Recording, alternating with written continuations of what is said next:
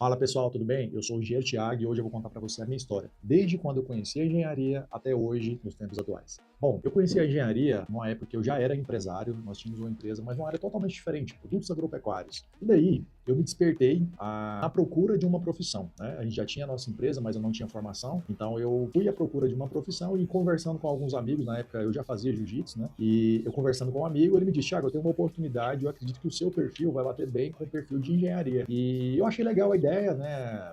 Quis conhecer um pouco mais. Esse amigo, ele trabalhava na Camargo Correia na época, né? Eles estavam fazendo a instalação, estavam começando as instalações da Anglo América em Barro Alto, Goiás. Então, eles já estavam na fase da estrutura metálica, né? Já tinham feito a parte de fundação e estavam começando a montagem de estrutura metálica. Então, tinha muita presença do engenheiro mecânico, da parte de estruturas. E então, eu fui convidado, né? Entrei na empresa e gostei demais da área. Entrei na parte de projetos, a gente fazia projetos e trabalhava com a parte de qualidade. Então, eu fazia toda a faixa de verificação de torques e verificação de estrutura, montagem, acompanhava o projeto juntamente com o engenheiro mecânico e me encantei pela profissão. Falei, cara, essa profissão é a que eu quero para mim. Então, a partir daí, eu comecei o meu caminho dentro da engenharia, né? O primeiro passo era entrar na faculdade. Como eu sou de Goiás, essa cidade que eu morava era uma cidade interiorana, né? Então, era a cidade de Goianésia. Eu tive que me deslocar para Goiânia. Então, fui em Goiânia, na época ainda tinha vestibular. Fiz o vestibular, passei na universidade e comecei a cursar engenharia mecânica. Quando eu entrei no curso, eu me apaixonei pelas disciplinas, né? As primeiras disciplinas elas são muito chamativas, é física, matemática, cálculo. Então, acaba que se desperta essa vontade de conhecer cada vez mais a engenharia. Os passagens dos anos, eu fui me aproximando cada vez mais da vida acadêmica, né, e sempre trabalhando na área. Comecei como projetista, trabalhando numa empresa que era uma área similar, era uma área próxima à área da engenharia, mas ainda não é uma área específica. A gente trabalhava com projetos distantes, então era mais arquitetônico do que de engenharia. Passei um ano e pouco nessa vida de projetista, né? Já estava aí na cerca de quinto, sexto período, aplicando muitas disciplinas de AutoCAD, projeto, leitura de desenhos, mas ainda sentia aquela falta de trabalhar dentro da área mesmo, exercendo a profissão que a gente tanto desenvolvia na faculdade, né? Então eu fui em busca de estágio e consegui um estágio na indústria. Cara, foi assim, excepcional para minha formação. Eu trabalhei numa indústria de gelatina, né? Uma indústria de grande porte, que ela era multinacional, então eu tive o conhecimento dentro da área de projetos em si, né? Eu entrei dentro da área de projetos e a principal função do meu estágio foi passar a planta para ter a planta da indústria de 2D para 3D. Então foi uma parte do projeto que era levar essa parte voltando aqui no início da indústria, tá? Então, parte do meu estágio foi trabalhar com desenhos, né, de máquinas e lá dentro eu tive a oportunidade de criar uma máquina através de engenharia reversa. Então, a gente fez um estudo de um equipamento que já existia, adaptamos para a realidade da indústria e nós criamos ela do zero. Eu fiz o projeto, né, tive o prazer de executar o projeto, dimensionamento, cálculo de vazão, cálculo de cremalheira e a partir daí eu consegui executar junto com o time de metalurgia. Eles criaram, eles executaram e quando eu saí do estágio, a máquina estava no início de operação já. Então, eu tive a oportunidade de de criar o projeto e executá-lo dentro do processo de estágio. Isso aí me despertou um interesse muito grande na área de projetos, né? E continuei. A partir disso, aí, o próximo estágio foi um pouco diferente. Então, eu saí um pouco da área de projetos, entrei na área de manutenção de máquinas pesadas, onde eu me apaixonei também, né? Então, assim, são dois mundos diferentes, mas que seguem mais ou menos a mesma linha da engenharia, né? Muito focado na parte da mecânica. Porém, lá dentro dessa empresa de manutenção mecânica, que eu acredito que vocês conheçam, é uma dealer da Caterpillar, né? Era multinacional também.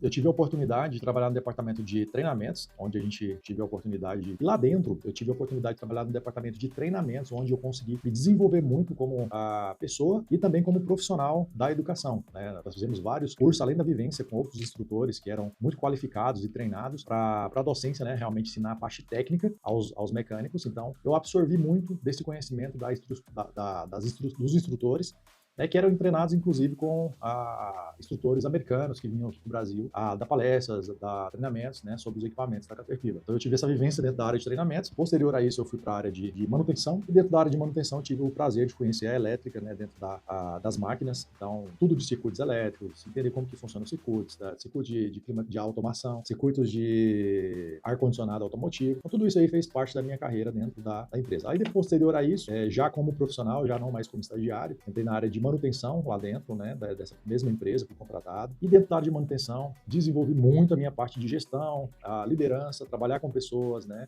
a parte comportamental melhorando a cada dia. E foi uma experiência enorme na minha vida. Nesse meio tempo, eu também, durante a minha graduação, eu já me destaquei, né, como aluno, sempre fui monitor das minhas turmas, então já era um ponto de destaque. trabalhava sempre com os trabalhos científicos, né, dando apoio aos professores. E durante essa etapa, como eu fui monitor e me destaquei, no momento da nossa formatura, eu fui convidado a ser professor da universidade. E aí eu segui uma trilha paralela, né? Enquanto eu trabalhava nessa empresa, eu segui com a trilha de ser professor também. Então, eu era professor junto com a linha acadêmica, eu também trabalhava. Então, das 8 às 18 era na empresa da Auxiliar Caterpillar e das 19 até as 22h30 era na universidade ministrando aulas. Então, eu fiquei nessa vida aí por cerca de 2 anos. E aí eu tomei uma decisão, quero ir para a área acadêmica, né? E resolvi fazer o mestrado. Eu parti para a UNB, fiz o meu mestrado, né? O mestrado durou aí 2 anos.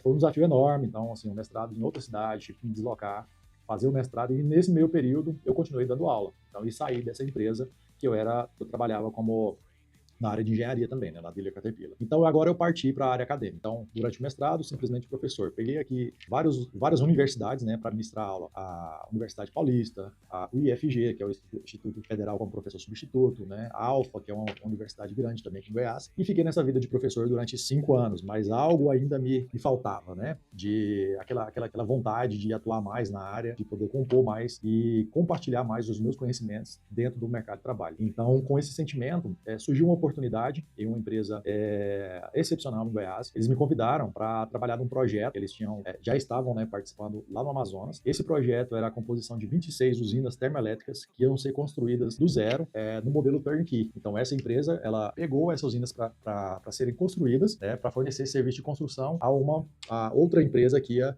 tocar a parte de operação. A minha função seria a parte de projeto, fazer toda a parte de dimensionamento das linhas hidráulicas, né, que lá eram termoelétricas, então tinha que ter e termoelétricas no Amazonas tem uma característica diferente, que o diesel que chega para alimentar os geradores, ele não chega por via terrestre, ele chega por via fluvial, por via de rios, né? Então ele chegava pelo rio e aí ele era abastecido através do rio e teria que ter um oleoduto. O que é o oleoduto? É um tubo de óleo que sai lá do rio, né, onde a balsa chega com o diesel, até chegar na usina. Então, a minha função era dimensionar todo esse sistema para que a balsa conseguisse abastecer a termoelétrica da maneira correta, né? E como era a construção, dimensionar material, dimensionar a estação de elevação se fosse necessário, né? Ou não. E acabou que eu entrei nesse projeto na parte de projetos e me envolvi muito na operação também. E no decorrer do tempo, eu me tornei um gerente de projetos dessa estrutura, né? Então, eu me tornei o gerente de projetos dessa estrutura. E dentro dessa característica, nesse projeto em específico, eu lidei muito com a parte de automação. Então, nós tínhamos sistemas de bombeamento dentro da usina termoelétrica, porque vou mostrar um pouco de como era o sistema para vocês entenderem um pouco mais tecnicamente, tá?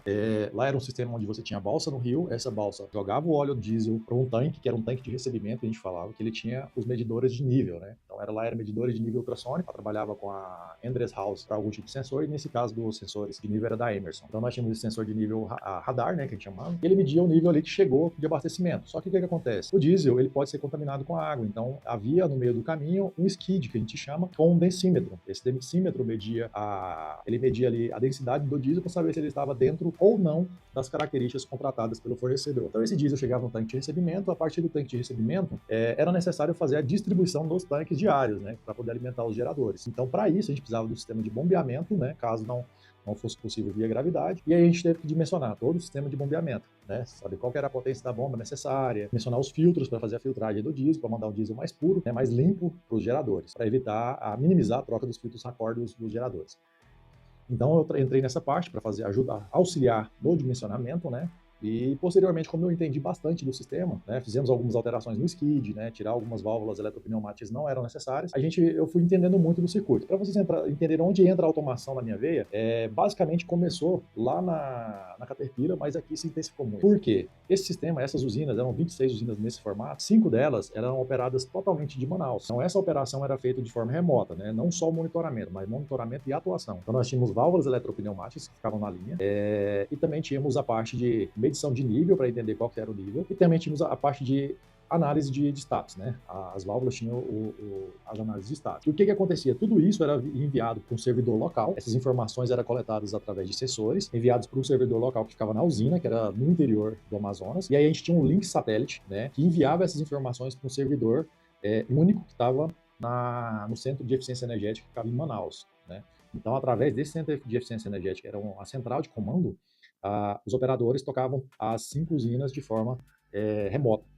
Então, tudo que acontecia ali, eles conseguiam entender o que estava acontecendo e atuar esse sistema, tanto ligar bomba, desligar bomba, alterar a frequência de trabalho. E aí a gente fez essa conformação e fizemos a entrega dessas 26 usinas, né? E acabou que a gente fez também a entrega dos oleodutos, né? E eu particularmente participei até praticamente final dos oleodutos, mas ficaram alguns para outro gestor de projeto, porque nesse meio do caminho eu me apaixonei tanto pela automação que eu resolvi abrir a minha empresa de automação, né?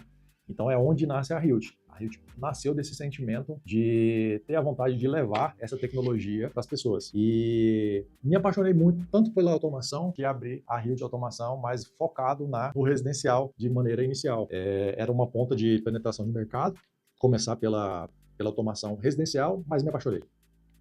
Quando eu vi o que é capaz da automação residencial impactar na vida das pessoas, o que ela consegue entregar, não, aí junto com a automação, veio o conhecimento da parte de redes, sonorização, painéis LED, então veio acumulando esses conhecimentos e essas entregas que podem ser feitas, e eu vi o quanto nós podemos entregar de sentimento para as pessoas, né? Nos melhores momentos que elas estão com as suas famílias, segurança, controle de acesso, sistema de CFTV.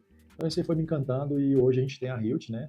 E o engenheiro Thiago, que sou eu, esse perfil, vai falar um pouco mais, porque a intenção é transbordar, né, aquilo que eu já recebi. Então, a gente vê que o mercado é muito grande e a gente não consegue atuar no mercado inteiro, a nível Brasil. Eu queria levar para as pessoas essa possibilidade de atuar de maneira efetiva e profissional dentro de um mercado que ainda está em ampla expansão. Então, você que tem vontade de atuar nessa área e quer ter um nível de qualificação e de um nível técnico profissional, me acompanha, que eu vou jogar muito conteúdo para você, vou mostrar para vocês o dia a dia mesmo de como que acontece na obra, quais são os insights, eu vou mostrar para vocês o que a gente pega de erro, as principais características que a gente pode melhorar, são novidades de mercado que aparecem, fabricante que lança produtos. Então me acompanha, que você vai ficar por dentro de tudo isso aí de uma maneira assim maravilhosa, beleza? Um abraço e até mais.